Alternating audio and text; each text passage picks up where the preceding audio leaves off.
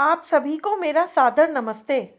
आज की इस वीडियो में हम आपके लिए हनुमान जयंती की पौराणिक कथा लेकर आए हैं। त्रेता युग की बात है।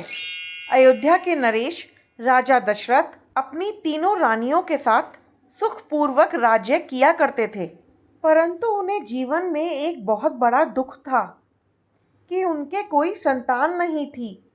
संतान प्राप्ति हेतु महाराज दशरथ ने पुत्रेष्टि यज्ञ किया।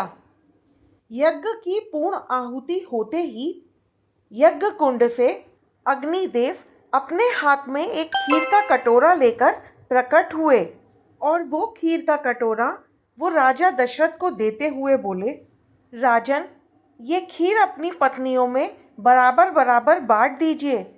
आपको संतान सुख की प्राप्ति अवश्य होगी। यह कहकर अग्निदेव वहाँ से अंतर्ध्यान हो गए। राजा दशरथ ने वो खीर का प्याला लिया और अपनी रानियों में बराबर बराबर बांट दिया।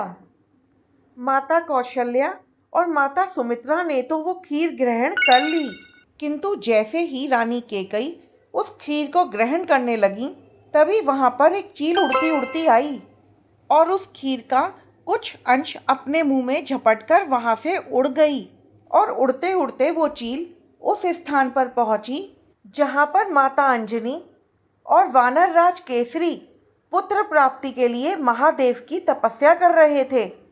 जब वो चील वहाँ से गुजर रही थी, तभी उस चील के मुंह में भरी हुई खीर माता अंजनी की हथेली पर आ गिरी, जिस कारण माता अंजनी की तपस्या भंग हो गई और उन्होंने ये सारी बात महाराज केसरी को बताई। तब महाराज केसरी बोले, देवी, हो सकता है कि ये स्वयं भोलेनाथ का ही प्रसाद हो, इसलिए आप इसे ग्रहण कर लीजिए। महाराज केसरी के कहे अनुसार माता अंजनी ने वो खीर ग्रहण कर ली, जिसके फलस्वरूप माता अंजनी कुछ ही समय में गर्भवती हो गईं। एक दिन माता अंजनी पर्वत के शिखर पे खड़े होकर सूरज की खूबसूरती को निहार रही थीं। तभी वहाँ पर अचानक से तेज हवाएं चलने लगीं, जिस कारण उनके वस्त्र उड़ने लगे। माता अंजनी ने आसपास देखा तो किसी भी वृक्ष के पत्ते नहीं हिल रहे थे, जिस कारण माता अंजनी क्रोध में आ गईं और बोली, अरे ये कैसा जादू है? कौन दुष्ट है यहाँ जो मुझ पतिव्रता स्त्री का अपमान करने की चेष्टा कर रहा है? तभी पवन देव माता अंजनी के सामने प्रकट हुए और बोले, देवी, मुझे क्षमा करें।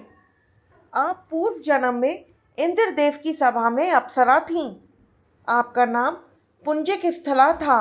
आप अत्यंत ही रूपवती थीं, किंतु आपका स्वभाव बहुत ही नटखट और चंचल था। एक समय एक ऋषि वन में तपस्या कर रहे थे।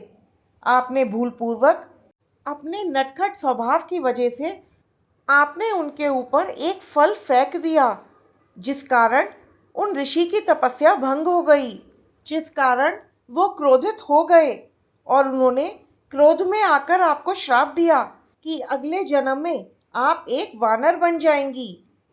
इस बात पर आपने उनसे क्षमा याचना की। तब वो ऋषि आपसे बोले कि मैं अपना श्राप वापस तो नहीं ले सकता, पर मैं आपको ये वरदान देता हूँ कि आप अपने अगले जन्म में उस रूप में एक तेजस्वी पुत्र को जन्म देंगी, जो साक्षात महादेव का रूप होगा, जिसकी यश और कीर्ति के कारण आपका नाम युगों युगों तक जाना जाएगा। उसी वरदान से विवश होकर मैंने आपको स्पर्श किया है। अब स्वयं महादेव का अंश ही आपके पुत्र के रूप में प्रकट होगा। इस प्रकार अंजनी पुत्र, पवन पुत्र, महाबलशाली, महाशक्तिमान, रामदूत, केसरी नंदन, महावीर बजरंगबली हनुमान जी का जन्म हुआ। बोलिए जय सिया राम।